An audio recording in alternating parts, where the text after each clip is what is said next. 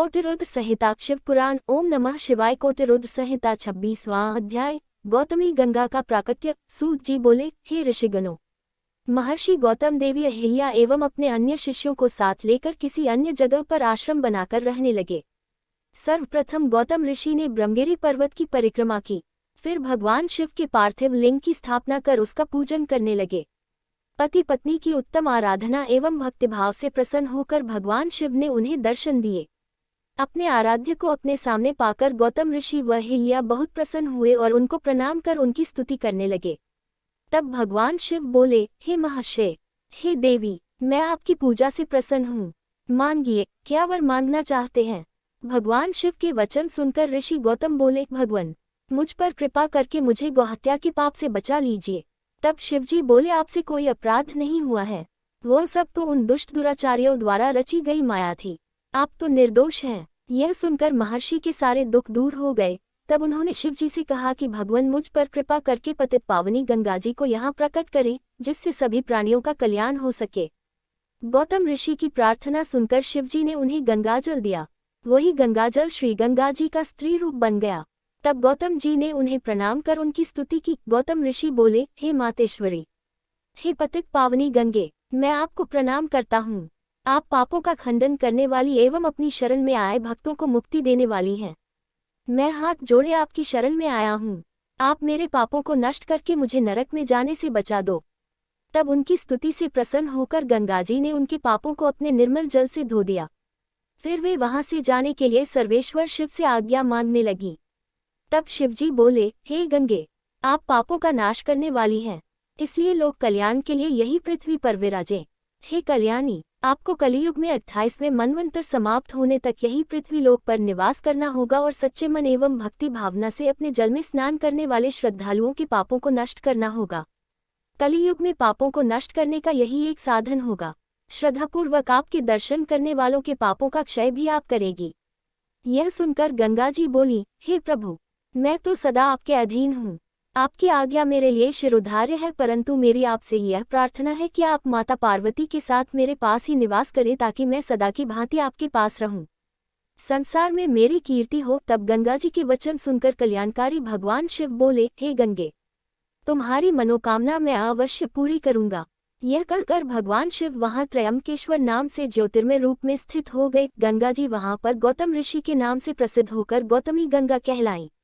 27वां अध्याय। श्री गंगा जी के दर्शन एवं गौतम ऋषि का शाप। ऋषि बोले, हे सूत जी, अब हमें यह बताए कि गंगा जी की उत्पत्ति कहाँ से और किस प्रकार हुई, तथा यह भी कि जिन ऋषियों ने गौतम ऋषि को छल कपट से उनको आश्रम से दूर भेज दिया था, उनका क्या हुआ। जब गौतम ऋषि को इस बात का पता चला तो उन्होंने क्या किया। ऋषिगणों के प्रश्नों को सुनकर महामुनि सूत जी बोले, जब गौतम ऋषि ने भगवान शिव को प्रसन्न करके गंगा जी को धरती पर अवतरित कराया था, तब श्री गंगाजी ने अपने जल रूप में ब्रह्मगिरि पर स्थित गूल के पेड़ की शाखा से निकलकर दर्शन दिए थे। उनके दर्शन एवं आराधन के पश्चात गौतम ऋषि ने अपने शिष्यों सहित पतित पावनी गंगा में स्नान किया। जब गौतम ऋषि के परम शत्रु उन कपटी ब्राह्मणों को यह बात पता चली कि ऋषि गौतम ने अपनी तपस्या से गंगा जी को प्रकट कर दिया है, तो वे सब भी श्री गंगा जी के दर्शनों की चाहत लेकर वहां आए, परंतु गंगा जी उनके आते ही वहां से लुप्त हो गई। यह देखकर गौतम जी को बहुत आश्चर्य हुआ और उन्होंने श्री गंगा जी से प्रार्थना की है, मातेश्वरी, आप जगत का कल्याण करने हेतु यहाँ प्रकट हुई हैं, इसलिए आप सबको भी अपने दर्शनों से कृतार्थ करें। माते, मेरी तपस्या के प्रभाव से इन लोगों को भी दर्शन दें। गौतम ऋषि के चुप होते ही आकाशवाणी हुई, मुनि, ये लोग छल कपट करने वाले हैं और सदा दुराचार करते हैं, इसलिए ये मेरे दर्शन के अधिकारी नहीं हैं। जब तक ये अपने पापों का प्रायश्चित नहीं करते तब तक इन्हें मैं दर्शन नहीं दूंगी। मेरे दर्शन करने के लिए इन्हें ब्रह्मगिरि 101 परिक्रमाएं करनी पड़ेंगी। यह कहकर आकाशवाणी चुप हो गई। आकाशवाणी सुनकर वे सभी कपटी ऋषि पछताने लगे और क्षमा याचना करने लगे। तब उन्होंने आकाशवाणी के अनुसार ब्रह्मगिरि की 101 परिक्रमाएं की। तत्पश्चात श्री गंगाजी ने उन्हें दर्शन दिए। उस दिन से वह स्थान कुशावत नाम से प्रसिद्ध हुआ। ऋषियों ने पुनः सूत जी से पूछा, हे सूत जी, हमने तो सुना था कि गौतम ऋषि ने उन कपटियों को शाप दे दिया था, क्या यह बात सही है, इस विषय में बताए। तब सूत जी बोले, हे महामुनियों, आपने सही सुना था। गौतम ऋषि परम ज्ञानी और भगवान शिव के परम भक्त थे। जब उन्होंने शांत हृदय से ध्यान लगाया तो वे सब कुछ जान गए कि वह गाय, जिसकी हत्या का पाप उन्हें लगा था, बनावटी थी और उन सब ऋषियों ने मिलकर यह चाल चली थी। यह सब जानकर गौतम ऋषि क्रोधित हो उठे। तब उन्होंने उन कपटी ऋषियों को विद्या रहित, भक्तिहीन और अधर्मी हो जाने का शाप दे दिया। उन्हें शिवजी की भक्ति से विमुख होने का शाप दिया और फिर वे स्वयं अपने आश्रम में जाकर त्रिलोकीनाथ भगवान शिव की आराधना करने लगे। दूसरी ओर वे ऋषिगण शिव धर्म से विमुख होकर कांची नामक नगरी में चले गए। 28वां अध्याय वैद्यनाथेश्वर शिव महात्म्य। सूत जी बोले, हे ब्राह्मणों, अब मैं वैद्यनाथेश्वर ज्योतिर्लिंग का पापहारी महात्म्य बताता हूँ। एक बार लंकापति रावण ने भगवान शिव को प्रसन्न करने के लिए उनकी भक्ति भावना से आराधना की थी। रावण ने कैलाश पर्वत पर शिवजी की बहुत तपस्या की, परंतु भगवान शिव प्रसन्न नहीं हुए। तब रावण पास में स्थित वन में चला गया और वहां एक बड़ा सा गड्ढा खोदकर उसमें अग्नि प्रज्वलित की। वहीं पास में उसने शिवजी की प्रतिमा स्थापित की। फिर उसने त्रिलोकीनाथ को प्रसन्न करने हेतु कठोर तपस्या आरंभ कर दी। गर्मी में 5 और अग्नि से घिरकर, तो वर्षा में खुले आसमान के नीचे, सर्दियों में जल के भीतर खड़े रहकर कठिन तपस्या की। फिर भी शिवजी प्रसन्न नहीं हुए। तब राक्षस राज रावण ने अग्नि में अपने सिर को काटकर भेंट करना शुरू कर दिया। इस तरह एक एक करके रावण ने अपने 9 सिर अग्नि को भेंट कर दिए, परंतु जब 10वीं बार रावण अपना सिर चढ़ाने को उन्मुख हुआ तो शिवजी प्रकट हो गए। शिवजी के साक्षात दर्शन पाकर रावण बहुत प्रसन्न हुआ और उनकी अनेकों प्रकार से स्तुति करने लगा। तब शिवजी बोले, हे राक्षस राज, मांगो, क्या मांगना चाहते हो? राक्षस राज रावण बोला, हे देवाधिदेव महादेव जी, मैं आपको नमस्कार करता हूँ। भगवान, यदि आप मेरी तपस्या से संतुष्ट हुए हैं तो मुझ पर कृपा कर मेरे साथ लंका चलकर रहें और मेरे आतिथ्य को स्वीकार करें। प्रभु, मैं आपकी शरण में आया हूँ, कृपा कर मेरे मनोरथों को पूर्ण कीजिए। रावण के वचन सुनकर शिवजी आश्चर्य में पड़ गए। तब उन्होंने सर्वप्रथम रावण को पूर्व की भांति निरोग किया और उसे अतुल बल प्रदान किया। तत्पश्चात उन्होंने रावण को अपना ज्योतिर्मय लिंग प्रदान किया और कहा कि मैं इस शिवलिंग में ज्योतिर्मय रूप में स्थित हूँ, इसलिए तुम इसे अपने स्थान पर ले जाओ। पर एक बात का ध्यान रखना कि इसे रास्ते में कहीं भी भूमि पर न रखना, अन्यथा तुम इसे आगे नहीं ले जा सकोगे और यह वहीं पर स्थित हो जाएगा। तब भगवान शिव का आशीर्वाद एवं शिवलिंग लेकर राक्षसराज रावण वहां से अपने घर लंका की ओर चल दिया। रास्ते में शिवजी की माया से रावण को लघुशंका की इच्छा हुई और वह शिवलिंग एक ग्वाले को पकड़ाकर चला गया। ग्वाले ने थोड़ी देर तक तो वह शिवलिंग पकड़े रखा, परंतु अधिक भारी होने के कारण उसने लिंग को जमीन पर रख दिया। फिर तो वह शिवलिंग वहीं पर स्थित हो गया। यह संसार में वैद्यनाथेश्वर के नाम से प्रसिद्ध हुआ। इसके दर्शनों से सभी अभीष्ट कार्यों की सिद्धि होती है व पापों का नाश होता है। यह सत्पुरुषों को भोग और मोक्ष देने वाला है। जब रावण को वापस आने पर यह ज्ञात हुआ कि शिवलिंग वहीं स्थित हो गया है, तो वह दर्शन के पश्चात लंका लौट गया। लंका पहुंचकर रावण ने शिवजी से वर प्राप्ति की सभी बातें अपनी प्रिया मंदोदरी को बताईं। उधर जब देवताओं को ज्ञात हुआ कि भगवान शिव के ज्योतिर्लिंग की स्थापना हो गई है तो सबने वहां आकर विधिवत शिवलिंग का दर्शन व पूजन किया, परंतु रावण के वरदान प्राप्ति के विषय में सुनकर देवता घबरा उठे। तब उन्होंने देवर्षि नारद को लंकापति के पास भेजा।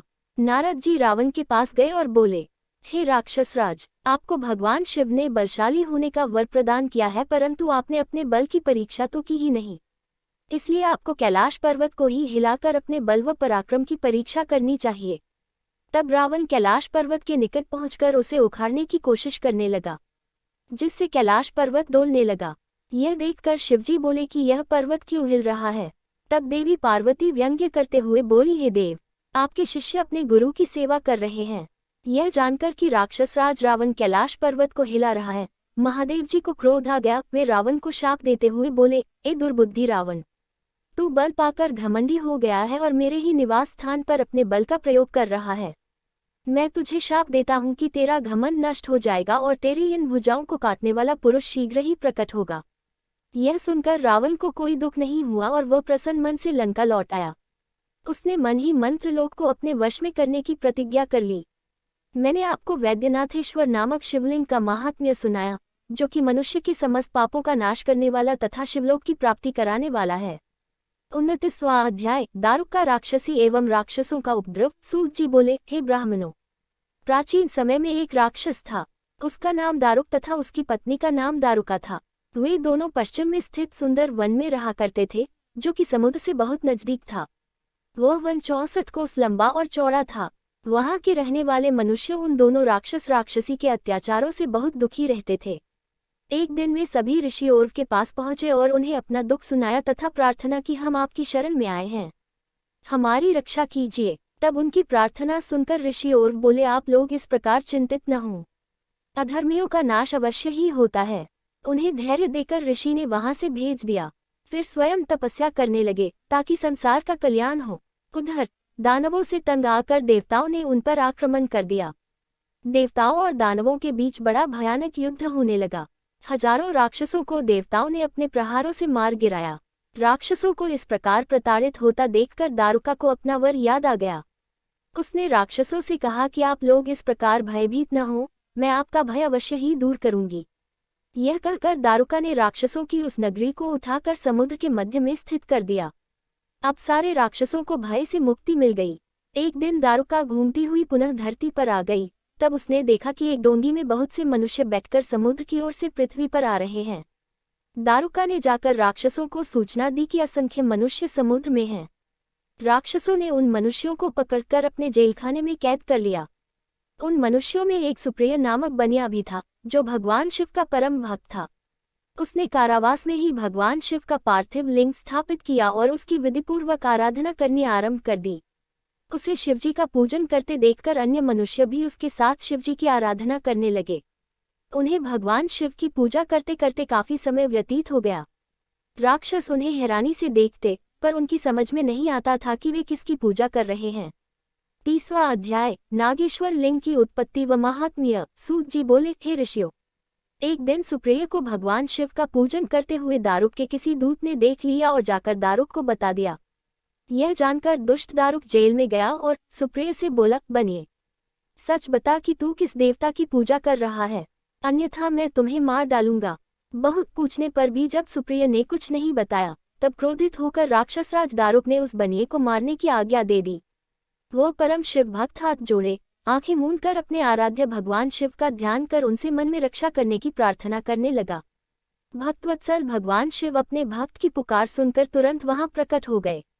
अपने भक्त की ओर बढ़ते उन राक्षसों को देखकर भगवान शिव ने पाशुपत अस्त्र उठा लिया और उन राक्षसों का एक पल में ही नाश कर दिया। राक्षसों का नाश करने के बाद भगवान शिव बोले, हे सुप्रिय, आज से यह वन राक्षसों से मुक्त हुआ। अब तुम सब सदा के लिए निर्भय हो जाओ। अब इस वन में धर्म के मार्ग पर चलने वाले ब्राह्मण, क्षत्रिय, वैश्य, शूद्र आदि ही निवास करेंगे। इन्हीं के साथ मेरे परम भक्त भी इस वन की शोभा बढ़ाएंगे। उधर दूसरी ओर दारुका राक्षसी देवी पार्वती की स्तुति करने लगी। उसने देवी को प्रसन्न कर लिया और प्रार्थना की कि माते, आप मेरे वंश एवं कुल की रक्षा कीजिए।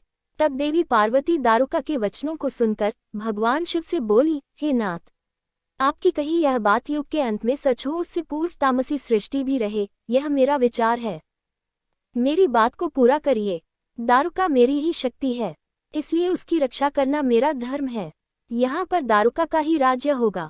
देवी पार्वती के इन वचनों को सुनकर भगवान शिव बोले, हे प्रिय, आपकी इच्छा अवश्य ही पूरी होगी, परंतु अपने भक्तों की रक्षा के लिए मैं यहीं पर स्थित रहूंगा, ताकि कोई भी उनकी जाति और धर्म के विरुद्ध कोई आचरण न कर सके। जो मनुष्य धर्म के मार्ग का अनुसरण करते हुए भक्ति भावना के साथ प्रेमपूर्वक मेरा दर्शन करेगा, वह चक्रवर्ती राजा हो जाएगा। कलियुग के अंत में और सतयुग के आरंभ में महासेन का पुत्र वीरसेन राजाओं का भी राजा होगा, और जब वह यहाँ आकर मेरे दर्शन करेगा तो वह चक्रवर्ती सम्राट बन जाएगा। यह कहकर भगवान शिव और देवी पार्वती वहां ज्योतिर्मय रूप में पार्थिव लिंग में स्थित हो गए। त्रिलोकीनाथ भगवान शिव नागेश्वर नाम से व देवी पार्वती नागेश्वरी नाम से प्रसिद्ध हुई। भगवान शिव पार्वती अनेक प्रकार की लीलाएं करते हुए वहां स्थित हो गए। यह नागेश्वर ज्योतिर्लिंग तीनों लोकों का कल्याण करने वाला एवं सभी कामनाओं को पूर्ण करने वाला है। नागेश्वर ज्योतिर्लिंग के प्रादुर्भाव की कथा सुनने या पढ़ने से महापातकों का नाश होता है तथा संपूर्ण मनोरथों को पूर्ण करने वाली है।